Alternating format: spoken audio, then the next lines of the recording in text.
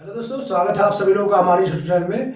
दोस्तों आज हम लोग फ्यूचर के पहले पार्ट यानी फ्यूचर इंडेफिनिट टेंस को पढ़ने चल रहे हैं। तो जो लोग फ्यूचर इंडेफिनिट टेंस का इंट्रोडक्शन, उसका रूल्स क्या होता है नहीं जानते थे, आज हम उन लोगों को बड़े आसानी तरीके से बताएंगे कि फ्यूचर इंडेफिनिट टेंस क्या होता है, उसका पहचान क्या होता है, उसमें क्या क्या रूल्स लगते हैं। तो दोस्तों लगे रहिए हमारे साथ, आज आप लोगों को बड़े ही आसानी तरीके से हम बता देंगे कि इसका इंट्रोडक्शन क्या होता है, इसमें क्या क्या रूल्स लगते हैं। तो चलिए देखते हैं फ्यूचर इंडेफिनिट टेंस। इसका हिंदी होता है भविष्य अनिश्चित काल। फ्यूचर इंडेफिनिट टेंस का हिंदी दोस्तों होता है भविष्य अनिश्चित काल। मतलब इसमें जो काम हुआ रहेगा वो हमारा काम भविष्य में रहेगा और खत्म होने के और शुरू होने की कोई निश्चितता नहीं रहेगी। मतलब ये काम कब खत्म हुआ और कब शुरू हुआ इसका कोई पता नहीं रहेगा दोस्तों, ये अनिश्चित में रहेगा ये।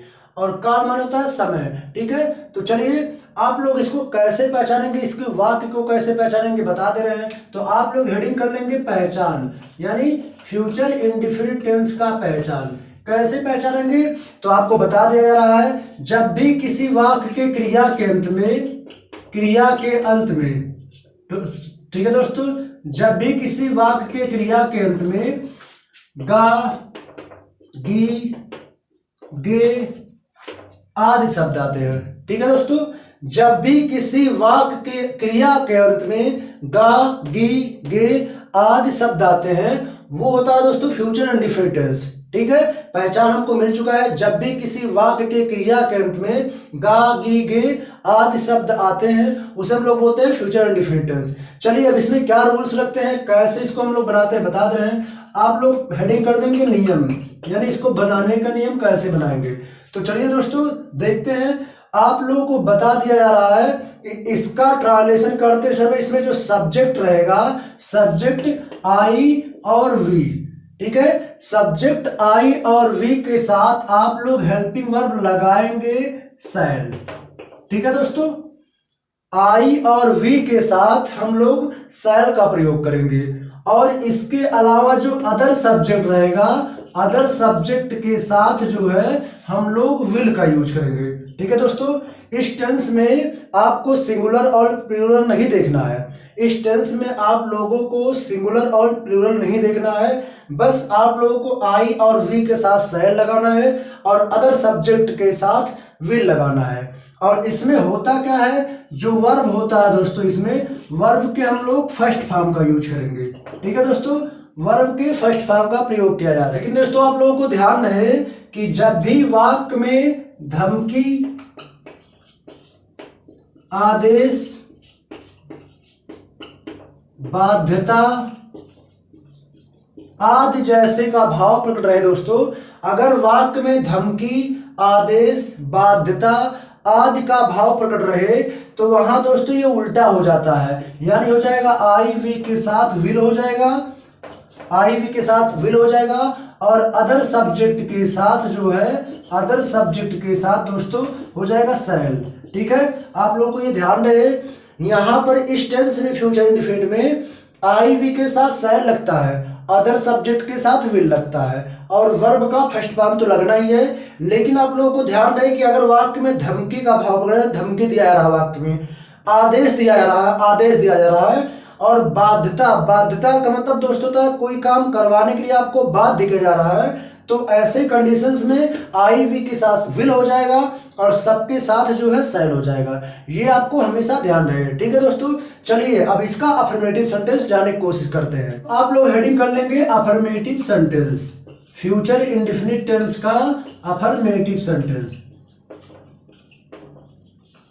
ठीक है दोस्तों, अफर्मेटिव सेंटेंस। अब इसका क्या रूल्स होता है हम आपको बताने चल रहे हैं। इसका फार्मूला जो होता है दोस्तों, आप लोगों को पता होगा, सबसे पहले होता है सब्जेक्ट, सब्जेक्ट के बाद आपका विल या शैल लगेगा, सब्जेक्ट के बाद विल या शैल लगेगा, विल या के बाद शैल के बाद आपका फर्स्ट फॉर्म, फर्स्ट फॉर्म के बाद आपका ऑब्जेक्ट हो जाएगा, ऑब्जेक्ट के बाद आपका अदर वर्ड्स हो जाएगा, यानी जो बचेगा वो। ठीक है दोस्तों, सब्जेक्ट, विल या शैल, वर्ब का फर्स्ट फॉर्म, ऑब्जेक्ट, उसके बाद अदर।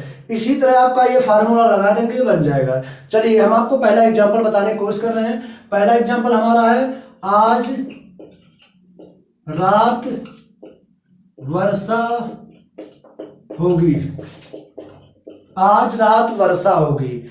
तो आप लोग क्रिया देख सकते हैं, इसके क्रिया के अंत में गा गी आया होगा, गा गी गे, ठीक है। तो हम आपको अपनी पहचान बता चुके हैं दोस्तों। इसमें बताया गया है कि जब भी किसी वाक्य के क्रिया के अंत में गा गी गे आदि जैसे शब्द आते हैं तो होता है फ्यूचर इंडेफिनिट टेंस, ठीक है। तो आप लोग पहचान जान चुके हैं, फ्यूचर इंडेफिनिट टेंस में ये है। तो हम लोग चलिए बना दे रहे हैं। सबसे पहले सब्जेक्ट। सब्जेक्ट इज प्राकृतिक नेचुरल इवेंट है, प्राकृतिक घटना के लिए हम लोग सबसे पहले सब्जेक्ट के रूप में इट का यूज करते हैं। तो हो जाएगा इट, सब्जेक्ट बन गया। अब यहाँ विल या शैल लगेगा, तो आपको बताया गया है आई वी के साथ शैल और अदर के साथ हो जाएगा विल। तो यहाँ हो जाएगा विल, इट विल। उसके बाद दोस्तों वर्ब खोजिए। वर्ब हो जाएगा यहाँ वर्षा होना, तो हो जाएगा रेन, इट विल रेन। आज रात, आज रात कह रही होता है दोस्तों टू नाइट, आज के दिन कह रही होता है टुडे, लेकिन आज रात कह रही होता है टू नाइट, तो हो जाएगा यहाँ पे टू नाइट, ठीक है। बन गया है हमारा। अगला एग्जाम्पल देखते हैं। वे हमें किताब, वे हमें एक किताब उधार देंगे, ठीक है। वे हमें एक किताब उधार देंगे। तो देख सकते हैं आप लोग क्रिया के अंत में गा गी के आया होगा, फ्यूचर इंडेफिनिट टेंस, ठीक है। तो चलिए इसके अनुसार आप बना दीजिए सब्जेक्ट। सब्जेक्ट हो जाएगा दे, अब दे के साथ विल या शैल, तो आपको बताया गया है आई वी के साथ शैल और सबके साथ हो जाएगा विल। तो यहाँ हो जाएगा विल, दे विल हो गया दोस्तों। उसके बाद वर्ब का फर्स्ट फॉर्म आप वर्ब खोजिए उधार देना, तो होता है lend, L E N D, lend, ठीक है। हमें, हमें के लिए होता है अस, लेंड अस अ बुक, ठीक है। ये हमारा बन गया। चलिए अगला एग्जाम्पल देखते हैं। अगला एग्जाम्पल है मैं तुम्हें मारूंगा, मैं तुम्हें मारूंगा। तो दोस्तों ये रहा अगला एग्जाम्पल, मैं तुम्हें मारूंगा। तो यहां पर आप लोग देख सकते हैं इसमें धमकी दिया जा रहा है। तो धमकी देने के लिए हम आपको बता चुके हैं, जब भी वाक्य में धमकी दिया जाए, आदेश दिया जाए या बाध्यता किया जाए, तो वहां क्या कंडीशंस होगा आपको शुरुआत में बताया गया है। तो आप लोग फार्मूला लगाइए। सबसे पहले हो जाएगा सब्जेक्ट, सब्जेक्ट आई या आई वी के साथ शायद तो लगना चाहिए था, लेकिन यहाँ धमकी दिया जा रहा है तो क्या हो जाएगा, विल हो जाएगा। आपको बताया जा चुका है आई विल किल यू, ठीक है। ये भी हमारा बन गया। चलिए अगला एग्जाम्पल देख लेते हैं। अगला एग्जाम्पल हमारा है तुम स्कूल अवश्य, तुम स्कूल अवश्य जाओगे, तुम स्कूल अवश्य जाओगे, ठीक है। तुम स्कूल अवश्य जाओगे। तो दोस्तों आप लोग पता होगा इसमें कौन सा भाव प्रकट हो रहा है, कह रहा है तुम स्कूल अवश्य जाओगे। इसमें आपको बाध्यता का भाव प्रकट कर रहा है, इसमें बाध्यता का भाव प्रकट हो रहा है। तो बाध्यता का जब भाव प्रकट होगा तो आप लोगों को बताया जा चुका क्या कंडीशंस लगेगा, हो जाएगा यू, यू के साथ हो जाएगा दोस्तों शैल, यू के साथ क्या हो जाएगा शैल, क्योंकि हमने बताया कि जब भी बाध्यता का भाव प्रकट होगा, धमकी का भाव प्रकट होगा, तो आई वी के साथ विल हो जाता है और सबके साथ हो जाता है शैल। तो यहाँ हो जाएगा यू शैल। उसके बाद हो जाएगा जाना, गो टू स्कूल, ठीक है। ये हमारा बन चुका है। इसी तरह दोस्तों बहुत आसान है, आप लोग सीख सकते हैं, जान सकते हैं कि इसका ट्रांसलेशन कैसे होगा। ये हमारा अफर्मेटिव बन चुका है। अब चलिए निगेटिव सेंटेंस देख लेते हैं इनका। इसका निगेटिव सेंटेंस देख लेते हैं। आप लोग हेडिंग कर देंगे निगेटिव सेंटेंस, निगेटिव सेंटेंस, ठीक है दोस्तों। Negative sentence, negative sentence means क्या होता है दोस्तों, जो काम हो रहा था वो नहीं होगा, ठीक है। जो काम हो रहा था वो नहीं होगा, बस और कुछ नहीं है। निगेटिव में जो काम हो रहा था वो अब सीधा मना करेगा, नकारा जाएगा। तो जो फार्मूला था सेम फार्मूला लगेगा दोस्तों, कोई अंतर नहीं होगा। सब्जेक्ट, सब्जेक्ट था, उसके बाद हेल्पिंग वर्ब क्या था, विल या शैल था, विल या शैल हो जाएगा। अब आप लोग को पता है निगेटिव सेंटेंस में सहायक क्रिया के तुरंत बाद हो जाएगा नॉट, और कोई भी अंतर इसमें नहीं आया है दोस्तों। फर्स्ट फॉर्म हो गया, उसके बाद ऑब्जेक्ट, ऑब्जेक्ट के बाद अदर वर्ड, मतलब जो आएगा तो देखा जाएगा, ठीक है। अब इसका एग्जाम्पल देख लेते हैं। अगला एग्जाम्पल इसका है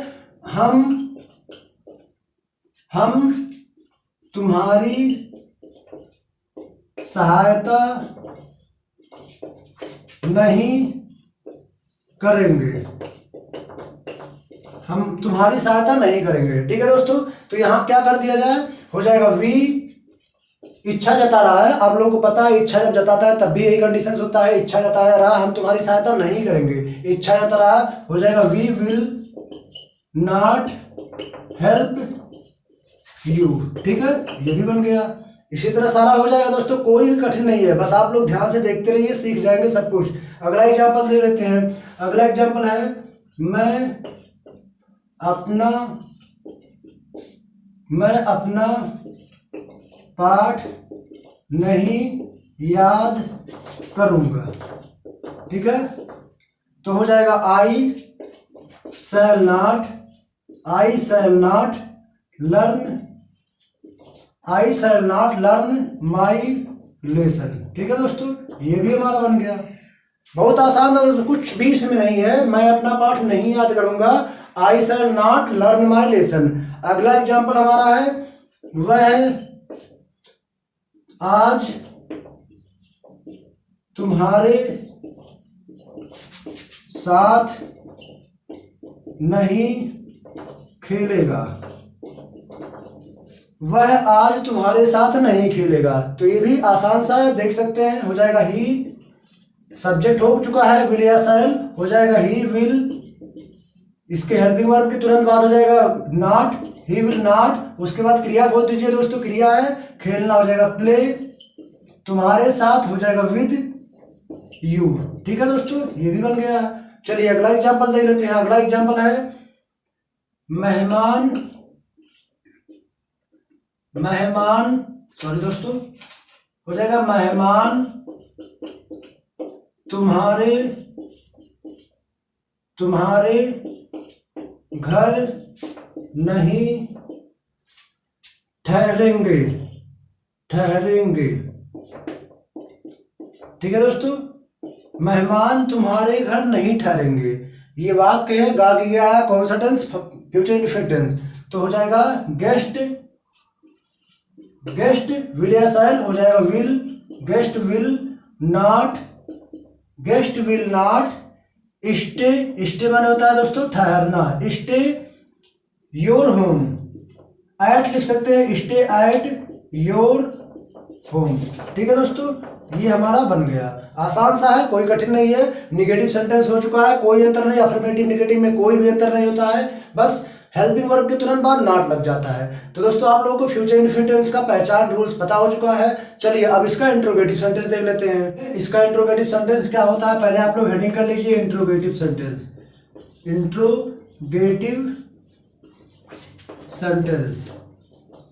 ठीक है दोस्तों, हेडिंग हो गया इंट्रोगेटिव सेंटेंस। इंट्रोगेटिव सेंटेंस में क्या होता है आपको हर एक वीडियो में बताया गया है। इंट्रोगेटिव सेंटेंस होता है इसमें आपसे क्वेश्चन पूछा जाएगा, ऐसे वाक्य में आपसे क्वेश्चन पूछा जाएगा।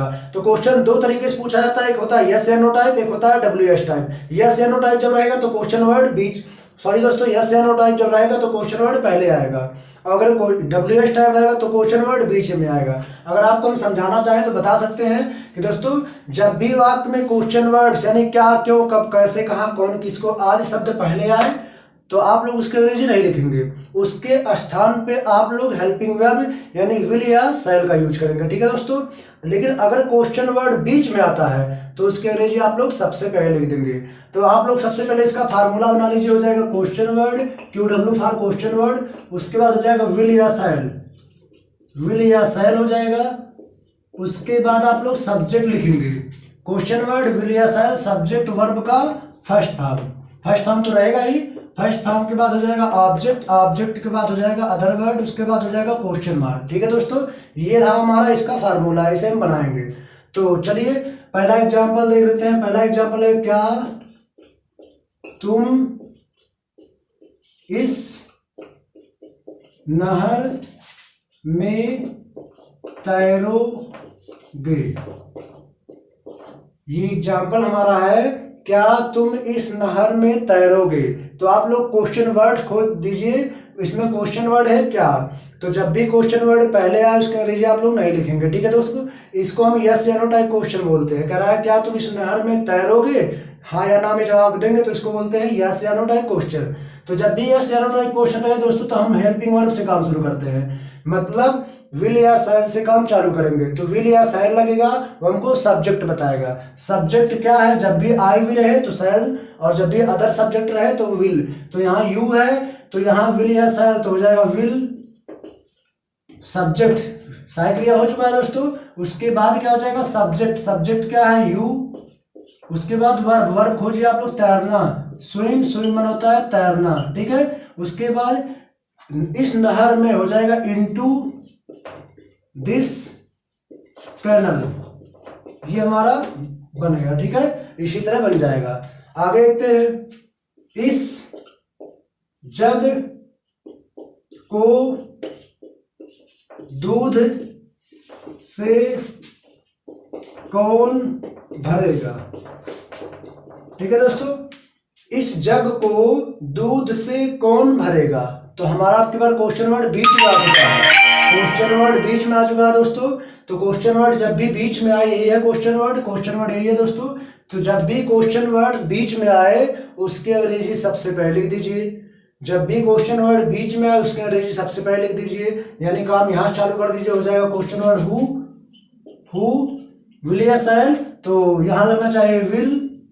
उसके बाद दोस्तों इससे सब्जेक्ट नहीं है, इस जब भी वाक्य में कौन आए तो कौन में सब्जेक्ट नहीं, तो यही कौन ही सब्जेक्ट का काम करता है, कौन ही सब्जेक्ट का काम करता है। तो ये हो गया हु विल। उसके बाद क्रिया, क्रिया खोजिए भरना, who will fill this jug with milk, ठीक है, ये बन गया हमारा। चलिए अगला एग्जांपल देख लेते हैं। अगला एग्जांपल है, क्या तुम मुझे भूगोल पढ़ाओगे, ठीक है दोस्तों। ये हो गया, क्या तुम मुझे भूगोल पढ़ाओगे। तो आपसे एक क्वेश्चन पूछा जा रहा है, लेकिन इसका जवाब आप लोग यस या नो में देंगे। तो यस या नो टाइप रहे, तो जब भी यस या नो टाइप रहे तो हेल्पिंग वर्ब से काम चालू होता है। तो यहां हो जाएगा विल सब्जेक्ट यू, पढ़ाना टीच, मी ज्योग्राफी हो जाएगा दोस्तों, ज्योग्राफी, ठीक है, ये भी बन गया। अगला एग्जांपल है, तुम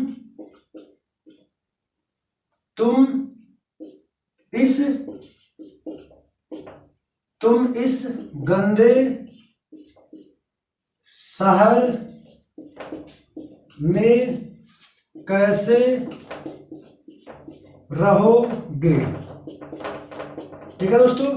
तुम इस गंदे शहर में कैसे रहोगे, तो यहां पे फ्यूचर इंफिनिटिव, तो हो जाएगा कैसे। क्वेश्चन वर्ड दोस्तों बीच में आया है, क्वेश्चन वर्ड बीच में आया है, तो इसके लिए सबसे पहले लिख दीजिए, हो जाएगा हाउ विल यू, रहना, रहने के लिए रहता है लिव इन दिस, गंदा शहर हो जाएगा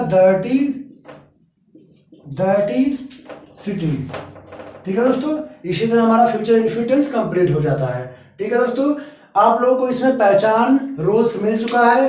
आप लोगों को एक बार दोबारा इसको ध्यान से पढ़ लीजिएगा। जब भी किसी भी क्रिया के अंत में गा गी गे आदि शब्द आए तो होता है फ्यूचर इंडेफिनिटिव। उसमें क्या क्या रूल्स लगते हैं आपको बताया जा चुका है, आई वी के साथ सेल और अदर के साथ विल, लेकिन जो कंडीशंस आता है आपको बताया आई वी के साथ विल हो जाता है, अदर के साथ सेल होता है, ठीक है दोस्तों। तो इसी तरह आप लोगों का सारा ट्रांसलेशन हो जाएगा। चलिए इसी के साथ हम लोग इस वीडियो को समाप्त कर दे रहे हैं। अगर आप लोगों को वीडियो अच्छा लगा हो तो प्लीज लाइक कर दीजिए, दोस्तों में शेयर कर दीजिए और चैनल को सब्सक्राइब कर लीजिए, जिससे आप लोगों को इसी तरह का अगला वीडियो मिलता रहे।